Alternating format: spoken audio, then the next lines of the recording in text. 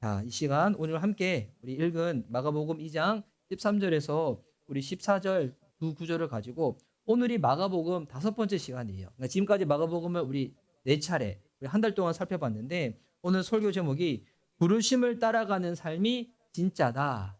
부르신 분을 따라가는 삶이 진짜다라는 말씀의 제목을 가지고 은혜를 누리고자 합니다.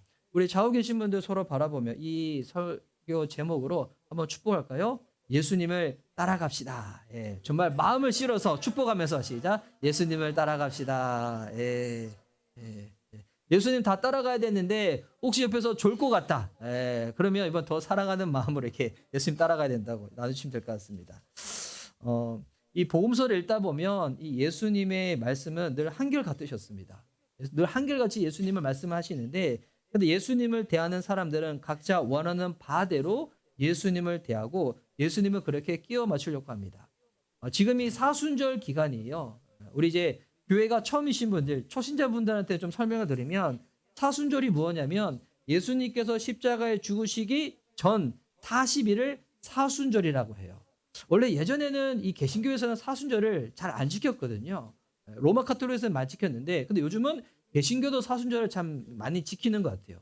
그리고 예수님이 십자가 지시기 전에 예루살렘으로 들어갈 때 그때 수많은 사람들이 종려나무 가지를 흔들어서 그때를 종려주일이라 하죠. 그 다음 주가 종려주일이에요. 그리고 예수님이 그 일주일간의 삶이 고난주간 그리고 십자가에 죽으시던 그날이 성금요일.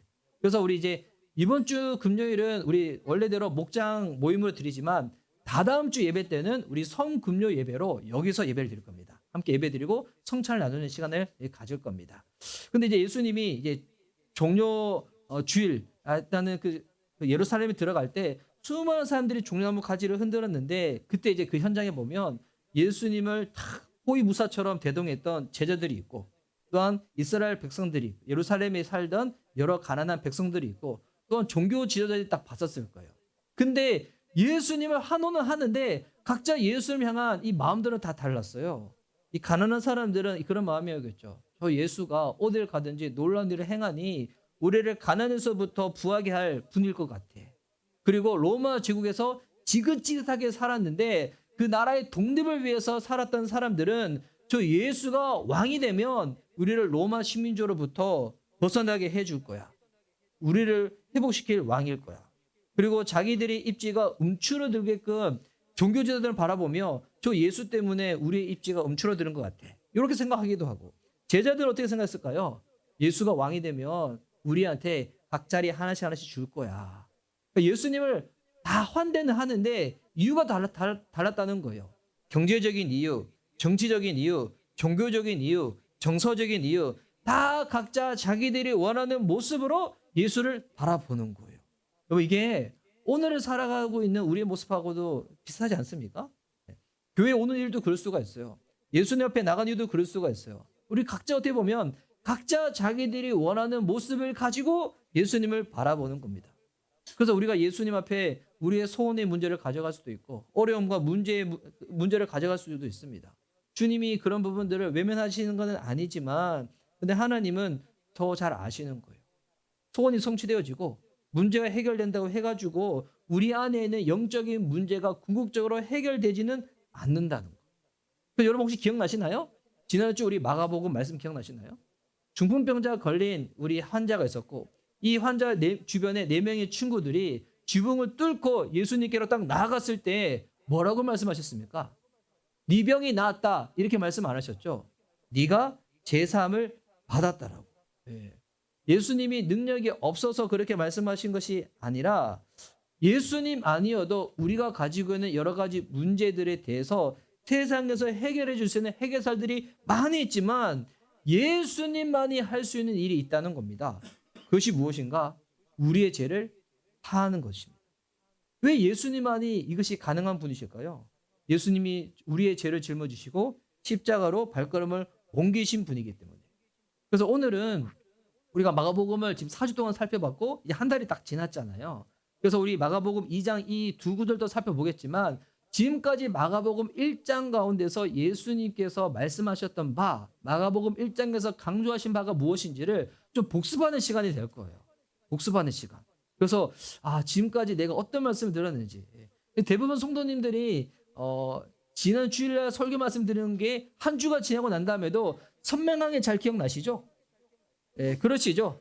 우리 교회 성도님들은 대부분 다 그럴 거라고 제가 신뢰해도 되겠죠? 예. 근데 간혹 그러지 못하신 분들을 위해서 오늘은 좀 이렇게 복습하는 의미에서 좀 중요한 부분들을 살펴보고자 하는데, 예수님은 그래서 이 땅에 예수님이 이 땅에 오셔서 여러 마을을 다니시면서 갈릴리 지변을 다니시면서 귀신도 쫓겨내고 수많은 병자들이 고침도 받습니다. 그런데 그 귀신이 쫓겨나고 병자가 고쳐지는 그 뒷부분에 가장 중요한 것이 있었죠. 그게 뭐였냐면 바로 복음이었어요. 예수님이 이 땅에 왜 오신 겁니까? 이 복음을 전하기 위해서 오신 거예요. 그래서 예수님은 복음을 전하기 위해서 누구를 부르십니까? 누구를 부르셔요? 네, 제자들을 부르시는 거예요. 이상한 목사님만 부른 게 아니라 제자들을 부르시는 거예요. 네, 제자들. 그래서 예수님께서 공생애를 처음 시작하셨을 때 그 말씀이 뭐였던가? 이게 마가복음 1장 14절 15절에 있죠. 자, 마가복음 1장 14절 15절 제가 한번 읽을게요. 요한이 잡힌 뒤에 예수께서 갈릴리에 오셔서 하나님의 복음을 선포하셨다. 때가 찼다. 하나님 나라가 가까이 왔다. 회개하여라. 복음을 믿어라. 복음을 믿어라. 예수님이 이 땅에 오신 이유, 복음을 전하기 위하여. 복음을 전하기 위하여. 저는 부사역자 때 좀 이런 다급한 마음이 있었어요.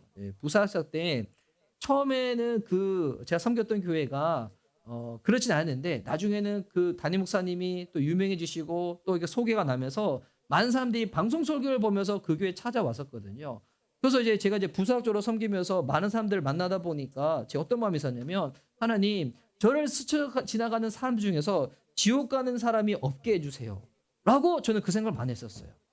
근데 나중에 시간이 지나고 난 다음에는 저의 그 생각이 좀 하나님이 행하시는 주권과 영역을 내가 넘어서는구나라는 것을 깨닫게 되었어요. 왜? 여러분, 구원을 얻고 못 얻고는 제가 할 수 있는 일이 아니라는 것을 깨달았어요. 그리고 난 다음에 지금은 제가 생각이 많이 바뀌었어요. 지금 어떤 생각을 갖고 있냐면, 제가 아는 사람들 중에서, 특별히 교회에서 만난 식구들 중에서 한 사람도 복음을 못 들어본 사람이 없게 해주세요. 요즘 제가 가지고 있는 마음이에요. 한 사람도. 교회 밖에 있는 사람은 물론이거니와 특별히 교회 안에 있는 사람 중에서 한 사람도 복음을 못 들어본 사람이 없게 해주세요. 제가 요즘 이렇게 생각하는 참 놀라운 충격은 뭐냐면, 교회를 오래 다녔고 모태 신앙이라 하는데 만나서 구원에 대해서 나누고 점검하고 복음에 대해서 설명하다 보면 이 메시지 자체가 처음 들어본다는 사람들이 있어요. 진짜 충격이에요. 진짜 충격이에요. 복음을 전하고 난 다음에 복음을 들은 사람이 어떤 반응을 보일 것인가? 그것은 이제 그분의 결정에 달려 있겠지만, 제가 단지 할 수 있는 거, 복음을 전하고 그분이 예수님을 믿을 수 있도록 저는 섬기고 기도하는 것. 이게 제가 할 수 있는 최선이라는 것을 저는 이제 알고 있습니다. 그래서 이 복음이 헬라어로 유앙겔리온이라고 해요. 유앙겔리온. 한번 넘겨주시겠어요? PPT. 유앙겔리온. 여러분, 이거 단어는 여러분 헬라어를 모르셔도 상관없어요. 그런데 요 단어 정도는 알면 여러분 어디 가도 복음이 뭔지 알아? 헬라어로 유앙겔리온이야. 그럼 유식하다는 소리를 들을 수 있어요. 이 유앙겔리온은 두 단어의 합성어거든요. 이 보니까 소식을 전한다는 이 앙겔로스와 기쁨을 뜻하는 접두사 유가 합쳐진 거예요. 유, 이거는 기쁨이고, 앙겔로스, 이는 소식을 전하다. 그래서 이 두 단어가 합쳐져서 이 의미가 뭐냐면, 기쁨을 주는 소식이 유앙겔리온의 문자적인 의미라는 거예요. 여러분, 복음이 뭐라고요? 기쁨을 주는 소식. 그래서 여러분, 이 유앙겔리온이라는 이 단어는 지금은 우리가 되게 신앙적인 단어로 많이 사용하지만, 당시 예수님 시대 때 그때는 이 단어는 그냥 일상적인 용어예요. 근데 일반적인 단어예요. 그래서 당시 고대 로마의 비문에 보면 로마 황제 가이사 아우구두스의 탄생을 기록한 이 비문이 있는데 이렇게 시작해요. 어떻게 시작하는가? 가이사 아구스도 복음의 지자. 왜? 복음은 소식이라는 뜻이기 때문에 로마 황제가 대관하였습니다. 그 소식, 이 복음인 거예요. 그리스가 전쟁 가운데서 승리를 했습니다. 이거 소식인 거예요. 그래서 소식, 무언가 일어난 그 일, 역사적인 일, 이게 소식이라는 거예요. 그러면 이거를 왜 이렇게 강조를 할까요? 이게 여기서부터 기독교와 여타 종교의 결정적인 차이점이 시작되어지는 거예요. 결정적인 차이점. 여러분, 다른 종교는 복음이 아니에요. 소식이 아니에요. 다른 종교는 뭡니까? 어드바이스죠. 조언이에요. 당신이 신에게 나가기 위해서는, 당신이 구원받기 위해서는 이렇게 해야 되고 저렇게 해야 되고 이렇게 해야지 신 앞에 설 수 있는 자격이 생기는 거야. 이 뭡니까? 조언이죠. 어드바이스죠. 여러분, 이걸 잘 이해하셔야 돼요. 우리 청소년들도 이거 이해할 수 있어. 예, 이거 어려운 설교 절대 아니야. 예. 다른 종교는 뭐라고요? 어드바이스. 예, 조언이라는 거예요. 그런데 복음은, 예수 그리스도의 복음은 무엇인가? 이미 일어난 역사적인 사건이라는 거예요. 어떤 일이 났습니까? 예수님이 이 땅에 오셔서 공생의 삶을 사시고 십자가에서 죽으시고 부활하신 그 사건. 근데 그 사건으로 인해서 어떤 일이 생기는가? 당신이 하나님께 나아갈 수 있는 길이 열렸다는 거예요. 이건 소식입니다. 소식. 그래서 기독교는 기쁨이 넘치는 소식이라는 거예요. 여러분이 조언을 들으면 어떤 기분이 드십니까? 조언을 들으면. 저는 오늘 아침에도 저를 향한 조언이 아니라 제 아내가 다른 지체를 향한 조언을 하는 이야기를 들었어요. 저희 집에서 출발해서 차를 타고 오면 제 아내가 꼭 전화해서 깨우는 지혜들이 있어요. 꼭 전화 깨운다는 게 아니라 오고 있는지 확인하는 지체. 그 중에서 이제 오늘 첫 번째로 전화를 누구한테 했냐면 지훈자매님한테 했어요. 이거 편한다 생각하지 마시고, 그래서 지훈자매한테 했는데, 그러면서 제 아내가 지훈자매한테 뭘 했냐면 소식을 전하는 게 아니라 조언을 하더군요. 지훈아, 늦지 말고 빨리 와. 빨리 와서 샐러드 먹고 찬양 준비했으면 좋겠어. 하는데, 물론 부드러운 어투를 하는데 그 뒤에서 듣는 저는 마음이 움찔했어요. 예. 저는 조언을 좀 힘들어하나 봐. 예, 예. 이 조언을 들 때 여러분 어떠나요? 아, 맞아. 그렇게 해야지 하는 생각도 들고 동기부여도 생길 수가 있어요. 여러분, 세상에서 이게 조언 얼마나 많습니까? 처세술에 관련된 거, 자기개발에 관련된 거, 어떻게 하면 성공하고 부자 될 수 있는 관련된 거, 그 얼마나 많은 조언들이 있습니까? 그 조언들 들으면 나도 이제 그렇게 살아봐야지라는 마음의 동기부여는 생길 수가 있어요. 그런데 여러분, 승전의 소식을 들은 것처럼 무거운 짐을 벗어버린 듯한 기분이 들까요? 조언 듣고 난 다음에 지긋지긋한 노예 신세를 벗어난 그 기분이 들까요? 아닐 거예요. 조언을 들으면 마음에 중압감만 더 생기는 거예요. 인생 이렇게 살아야 하는구나라는 그 짐만 더 생기는 거예요. 어떨 때는 나 그렇게 살기 싫은데 조언을 들으니까 짜증나고 원망도 들고 그 관계도 불편해지고. 여러분, 그거는 복음이 아니에요. 이 복음은 소식인데 이 소식을 들어서 내가 믿음으로 반응하면 이 복음에는 무엇이 있냐면 구원을 주는 하나님의 능력이 있어요. 복음에는 구원을 주는 하나님의 능력. 그래서 여러분, 복음은 소식이라 했잖아요. 여러분이 구원 얻기 위해서 여러분이 무엇을 했는가, 이게 중요하지가 않아요. 여러분이 구원 얻는 그 신뢰의 근거를 여러분의 행위에 둔다면 제가 장담코 말씀드립니다. 여러분은 아직 구원 얻지 못한 사람일 수도 있어요. 구원의 신뢰의 근거는 여러분의 행위가 아니에요. 여러분의 삶이 아니에요. 성경 말씀대로 산다고 해서 여러분이 구원 얻는 거 아니라는 거예요. 물론 우리는 성경 말씀대로 살 수 있는 능력도 없는 자들이지만, 여러분, 그래서 이 복음은 예수님이 우리를 위해서 역사 속에서 이루어주신 그 소식인 거예요. 예수님이 행하신 그 일을 내가 받아들일 때 무엇이 임한다고요? 구원이 임하는 거예요. 그래서 이 소식을 우리는 왜 필요한 것인가? 이 복음이 왜 필요한 것인가? 우리 성경에 모든 인간이 죄인이라는 거예요. 근데 사람들한테 죄인이라 얘기하면 이게 되게 거북하고 부담스럽고, 또 자꾸 죄라고 얘기하면 행위만은 생각하는데, 여러분, 성경에서 말하는 이 죄, 이 오리지널 신, 원죄는 뭐냐면 내가 스스로 왕이 되려고 하는 거예요.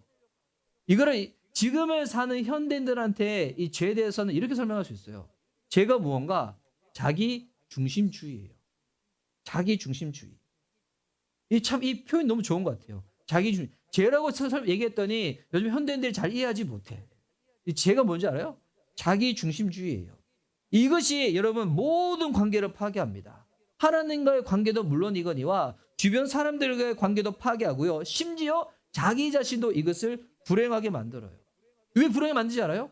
내 기분이 좋은가 안 좋은가? 남들이 나를 잘 대접하는가 그렇지 않는가? 나는 성공했는가? 이처럼 자기 자신만을 생각하는 내가 왕이 되라는 그 생각이 모든 것을 파괴하는 거예요. 그럼 이게 죄예요. 이전에 우리 가끔씩 그런 경우도 본 적 있어요? 옛날 우리 신앙 생활 하셨던 분들 중에서 교회는 열심히 다녔는데 집안에서는 남편하고도 그렇고 아내하고도 그렇고 자녀하고도 그렇고 관계가 다 깨진 사람. 왜 그런지 알아요? 죄에 대해서 잘 모르기 때문이에요. 복음이 뭔지 모르기 때문이에요. 믿음이 뭔지 모르기 때문이에요. 자기 중심주의를 가지고 그냥 종교적인 행위를 하는 거예요. 자기 중심주의를 가지고 가정에서 사는 거예요. 그러니 다 깨져 버리는 거예요. 뭐 가정이 왜 파괴됩니까? 왜 이 사회상이 계급이 나뉘고 투쟁이 생기는 겁니까? 전쟁이 왜 벌어지는 겁니까? 인간관계가 끊임없이 깨어지는 이유. 환경 때문이라고요? 조건 때문이라고요? 정치 때문이라고요? 경제 때문이라고요? 아니에요. 자기 중심주의 때문이에요. 이것이 가지고 있는 어두운 힘이 모든 것을 다 파괴하는 거예요. 스스로 왕이 되려고 하는 순간 육체적으로, 사회적으로, 영적으로, 심리적으로 모든 것이 다 무너져 내려버리는 거예요. 그래서 성경은 내가 왕이 되려고 하는 그 삶의 동기를 성경에서 뭐라고 하냐면 그게 욕심이에요. 욕심이 나 하나 가지고 있는데 더 가지고 싶어. 이것도 욕심이지만 성경에서 말하는 진짜 욕심의 근원은 내가 내 인생의 왕이 돼서 살려고 하는 거예요. 내 자기 중심으로 생활하려고 하는 거예요. 그러니까 모든 것의 판단의 기준이 나. 내가 기분이 좋고 내가 기분이 나쁘지 않고 내가 마음에 들고 내가 마음에 들지 않고 오늘 찬양은 세련됐으니까 내가 좋고 난 옛날 찬이 좋은데 너무 거북스럽고 모든 것이 기준이 나. 뭐 이게 죄예요. 이게 가장 심각하고 무서운 죄라는 거예요. 우리는 예수님을 믿을 때 예수가 그리스도라고 고백하잖아요. 예수는 그리스도.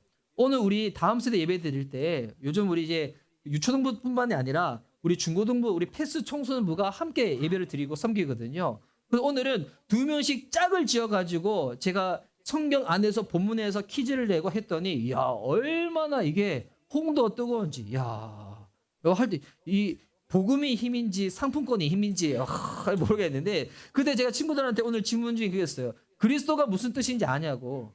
그리스도가. 그리스도가 무슨 뜻입니까? 기름 부음 받은 자가 그리스도라는 뜻이잖아요. 근데 이게 정확히는 기름 부음을 받은 왕족이에요. 이게 그리스도라는 뜻이에요. 그래서 예수님이 그리스도라고 고백하는 것은 이런 의미예요. 예수님이 나의 왕이라는 의미예요. 예. 그냥 기름 부음 받은 그냥 수많은 사람 중에 한 사람 이게 아니라 예수가 그리스도라는 것은 예수님이 나의 왕이라는 거예요. 찬송가 중에 있잖아요. 만왕의 왕 내 주께서 왜 고초당했나. 여러 왕 중에 하나가 아니에요. 만왕 중에 왕 예수 그리스도. 그래서 여러분 이 성경의 복음서의 내용은 뭐냐면 진정한 왕이 돌아와가지고 모든 혼란을 바로잡고 온 세상을 회복시키는 이야기가 이 복음서의 이야기예요. 그 왕이 누구라는 거예요? 예수님. 여러분 이것을 전하는 것이 하나님 나라의 복음이에요. 여러분 이 이야기를 가지고 쓴 소설이 있죠. 반지의 제왕, 나니아 연대기. 예. 왕이 돌아와서 모든 것을 회복시키신다. 그 왕이 예수 그리스도다. 나니아 연대기에 나오는 그 사자 있잖아요. 아슬란. 누굴 말하는 겁니까? 네, 예수 그리스도. 그래서 예수님은 이 하나님 나라의 복음을 누리고 전할 자로 제자들을 부르시는 거예요. 제자들을 부르시는 것은 결국 어떤 내용입니까? 예수님 누구라고요? 왕이기 때문에 왕을 따르라는 거예요. 왕을 따라오라는 부름. 여러분 이게 예수님의 제자를 부르시는 거예요. 왕을 따라와. 그냥 교회 생활 열심히 하는 것, 물론 왕을 따라가면 교회 생활 열심히 하게 돼 있어요. 근데 여러분 교회 생활 열심히 하는 것 자체가 왕을 따르는 거 아니에요. 교회 생활도 가정 생활도 직장 생활도 여러분의 모든 일상 삶 가운데서 왕이 누구라고요? 내가 아니라 예수님이 왕이라는 거. 그래서 예수님의 제자들을 부르시는 장면을 보면 오늘 우리 2장도 그렇지만 1장에서도 예수님은 제자들을 부르시죠. 오늘 2장에서는 레이를 부르세요. 이 레이가 누구냐면 마태복음을 쓴 마태예요. 예, 마태. 근데 이게 당시 유대 문화에서는 정말 생소한 일이에요. 왜냐하면 당시는 랍비가 제자를 선택하는 게 아니라 제자들이 랍비를 선택해서 가서 저를 가르쳐 주세요라고 했던 것이 그냥 일반적인 생활이었어요. 그런데 예수님이 제자들을 부르시는 거예요. 이게 무슨 의미냐면 예수님이 부르지 않으면 그 누구도 예수님의 제자가 될 수 없다는 거예요. 예수님이 길을 가시다가 레이를 보시고 딱 한 말씀 던지십니다. 14절 말씀이죠. 자, 14절 말씀 우리 함께 읽도록하겠습니다. 시작. 예수께서 길을 가시다가 알프의 아들 레이가 세간에 앉아있는 것을 보시고 말씀하셨다. 나를 따라오너라. 레이는 일어나서 예수를 따라갔다. 예수님의 제자를 보실 때 너 고민해봐, 생각해봐, 계산해봐, 한번 뭐 이렇게 안 하고 딱 한마디예요. 나를 따라오너라. 근데 이 예수님 따라오라는 이 말씀 가운데 1장에서는 시몬과 안드레가 당장 어부의 직업을 버려버리고 예수님을 따라갑니다. 야고보와 요한도 그 자리에서 아버지와 친구를 버리고 예수님을 따라갑니다. 당시 유대인들의 피를 빨아서 먹고 살았던 이 세리 레이도 사람들의 멸시의 대상인데 예수님의 그 말씀을 듣자마자 예수님을 바로 따라갑니다. 그리고 정말 파격적인 일이죠. 파격적인 일. 여러분 지금부터 한번 잘 들어보세요. 일반적인 사회에서 여러분의 개인의 정체성들은 어디서 출발하는지 알아요? 가족에서부터 출발을 해요. 가족에서. 근데 여러분 성경 읽어보신 분들 그러면 가족보다 예수님은 자기를 더 생각하라고 말씀하시는 것 같아요. 근데 이게 같아요가 아니라 예수님은 그렇게 말씀을 하세요. 당혹스럽죠. 충격적이지 않아요? 이렇게 얘기 나누면 대부분 사람들은 너무 극단적이라고 생각을 합니다. 너무 극단적. 지금의 사회는 극단을 되게 무서워하잖아요. 코로나 팬데믹 거치면서 종교적인 사람들이 극단성을 가지고 저지르는 폭력을 여러분 이미 알고 있지 않습니까? 이 종교라는 걸 보면 이 스펙트럼이 있어요. 어떤 스펙트럼이냐면 종교의 한쪽 끝에는 자기는 이런 종교를 믿는데 그런데 그 종교의 교리는 실천하지 않는 사람들. 뭐 이거는 기독교인도 뭐 불교도 다른 종교도 다 포함하는 거예요. 나는 이런 사람이래요. 나는 기독교인이래. 나는 부처님 믿는데 난 절에 다닌대. 그런데 본인이 믿는 그 교리는 실천하지 않는 사람들. 이 스펙트럼의 한쪽 끝에 있죠. 근데 또 다른 끝에는 어떤 사람이 있냐면 이것을 그 교리를 믿는다고 하는데 지나치게 믿는 광신도들이 있어요. 여러분이 이해를 위해서 그냥 그렇게 표현합니다. 광신도들. 지나치게 교리를 신봉해서 문제를 일으키는 사람들. 여러분 이런 양극단 가운데서 지금의 현대인들은 나름 제시하는 해법이 뭔지 알아요? 적당히 해라는 거예요. 중도를 해법으로 제시합니다. 뭐든 적당히 하는 게 좋아. 너무 열성적인 거 문제가 돼. 저는 택시를 자주 타지 않는데 가끔씩 타면 그 택시 기사님 중에서 이제 그런 얘기를 하시는 분들이 있어요. 우리 지난주 금요일 날에도 택시 타고 이 짐을 싣고 우리 이제 신앙 성도님 박형선님 가정을 갈 때에도 택시 기사님이 예수님 믿으시는 분이셨어. 대화를 하다 보니까 근데 그분은 대한민국 기독교를 너무 걱정을 많이 하셨어요. 요즘 청년들이 너무 안 보인다고. 근데 그분은 장교를 섬기는데 왜 청년들이 안 보이는가? 그분의 원인은 이거였어요. 교회에서 11조를 강조해서. 교회 11조를 강조해서. 제가 목사와 얘기는 안 했거든요. 그래서 얘기했는데 꼭 11조 낸다고 해서 구원 있는 건 아니지만 하여튼 하다가 좀 그랬었는데 요즘은 적당한 게 좋은 거래요. 너무 열성적인 거 문제가 된대요. 근데 너무 게으른 것도 문제가 되니까 중도에 적당한 게 좋다고. 그럼 여러분 제가 한번 질문 던져볼게요. 기독교는 중도일까요?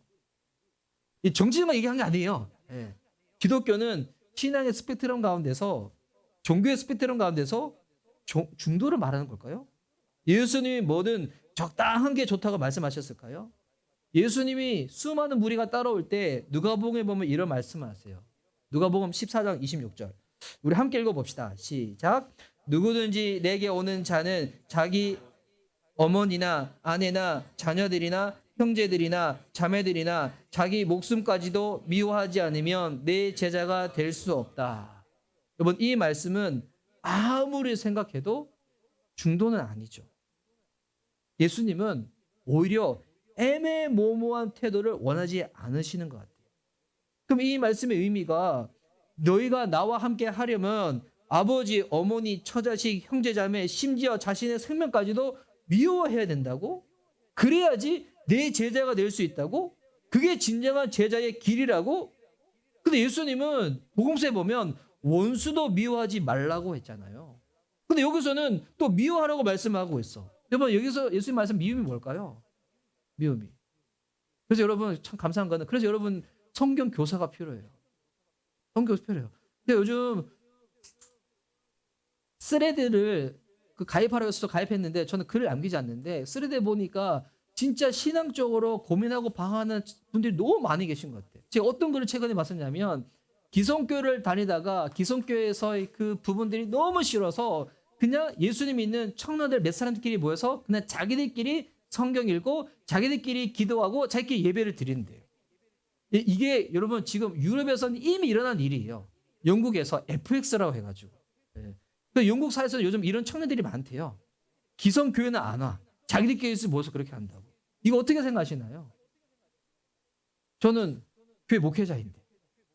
저는 그렇게 할 수도 생각하지만, 근데 문제는 뭐냐면, 이거는 제가 목회자 얘기한 게 아니에요. 예수님은 교회가 교회되어지려면 건물이 필요한 것이 아니라 거기에 복음을 전하는 사람이 있고 목사, 즉 교사, 말씀을 가르치는 사람이 있어야 된다고 말씀하고 있어요. 성경을 보는데 성경을 가르쳐주는 사람이 없다면 어떻게 생각할까요? 뭐 그렇게 해서 나온 게 뭐냐면 이단들이에요. 신천지 아니면 뭐 다른 수많은 이단들이 왜 나오는 거예요? 성경 해석이 틀렸기 때문에. 다른 성경 교사가 없었기 때문에. 여기서 미워하라는 거. 여보, 이거 문자적으로 받아들여가지고, 와, 나는 지금까지는 순종을 못했는데 이 말씀만큼은 내가 오늘 예배 때 내가 들었다. 나 순종한다. 나 집에 가서 적극적으로 순종해야지. 엄마 아빠 미워하고 막 이렇게 형제 자매들 막 해가지고 동생 올 때마다 팔차고 막 적극적으로 막 미워해 순종하고 있는 거야 막. 이런 의미일까요? 이거 아니겠죠. 여기서 말하는 미움은 상대적인 미움을 말해요.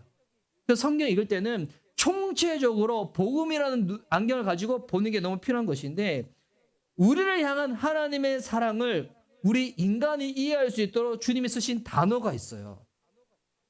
생명의 삶 이기하신 분들 최근에 제가 나왔는데, 맞아요. 와, 계속 들어야 되겠네. 드랍하지 말고 어떻게 되지? 우리가 이해할 수 있도록, 우리를 향한 하나님의 그 열정적인 사랑을 인간이 이해할 수 있도록 주님이 쓰신 단어, 하나님은 질투하시는 하나님이라는 거예요. 이게 무슨 의미냐면, 예수님을 따라가는 것은 마치 모든 관계를 미워하는 것처럼 정열을 다해서 예수님을 따라가라는 거예요. 예수님을 따라가는 거예요. 이게 이런 의미예요. 이런 분들이 있어요. 예수님, 만약 내일에 성공을 주시면, 내 건강을 주시면, 우리 가정이 평안해지면, 내가 부유해지면 그때 예수님을 따라가겠습니다. 이렇게 말하는 사람은 예수님이 주인이에요? 일, 건강, 가족이 주인이에요? 뭐가 주인이에요? 일이 주인이죠. 건강이 주인이죠. 가족이 주인이죠. 그렇게 나아가는 거예요. 근데 예수님은 다른 목적을 위한 수단으로 삼을 수 없는 분이라는 거예요. 예수님을 따른다는 것은 그분을 목표로 삼으라는 것입니다. 이것을 극단적으로 생각한다면 이거는 복음과 종교의 차이를 아직 이해하지 못해서 그런 거예요. 아까 종교는 뭐였다고요? 신 앞에 내가 나가기 위해서, 신 앞에 서는 자격을 얻기 위해서는 내가 무언가를 해야 되는 거야. 그 조언이 종교라는 거예요.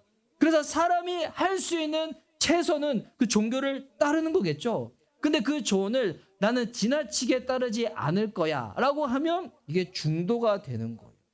그래서 여기서는 오히려 잘 믿는 게 문제가 될 수 있어. 나는 신하고 잘 연결되어 있기 때문에 내가 이렇게 복받은 거야. 그러면서 그러지 못한 사람들을 바라보며 오히려 우월감을 가지면서 판단할 수도 있는 거죠. 근데 기독교는 충고의 종교가 아닙니다. 조언의 종교가 아닙니다. 복음은 조언과 다릅니다. 복음은 우리가 하나님 앞에 나아갈 때 우리가 무언가 해서 얻을 수 있는 것이 없다는 거예요. 이 소식입니다. 왜? 예수님이 다 하셨기 때문에. 예수님이 이미 다 획득하셨기 때문에 예수님이 행하신 그 일로 인해서 우리는 순전히 은혜로 선물로 받는 거예요. 그래서 하나님은 자격을 따지지 아니하시고 그 은혜를 사모하고 믿는 자들 가운데 다 주시는 거예요. 이 선물을 굳게 붙잡으면 여러분 극단도 아니고요. 중도도 아닙니다.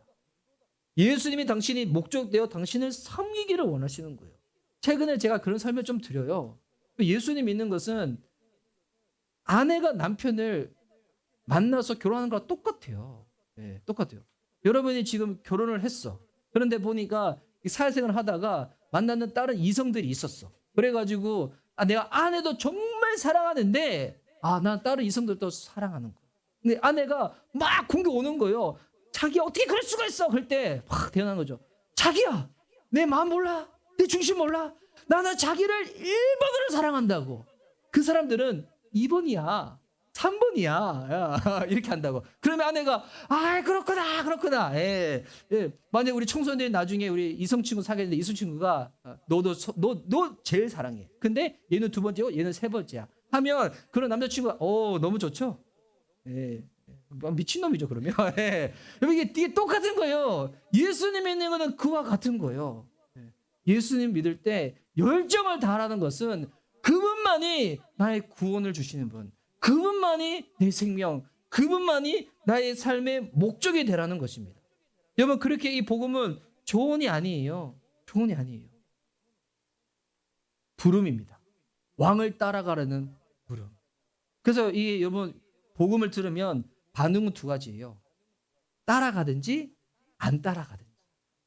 따라가든지 안 따라가든지. 근데 여기서 마음에 이제 찝찝함이 뭐냐면 따라는 가는데 내가 잘 못 따라가는 것 같은 거야. 이럴 때 제가 설명드릴게요. 여러분 오늘 차 타고 이 교회까지 오신 분들 차를 탔어.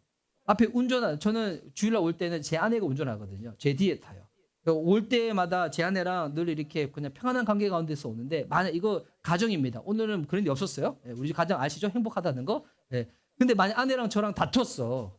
다투고 난 다음에 되게 침묵 가운데도 그 차를 탔어요. 따라가는 거예요? 안 따라가는 거예요? 안 따라가는 거예요? 따라가는 거죠. 아내를 너무 좋아한다는데 내가 만약 그 차를 안 탔어.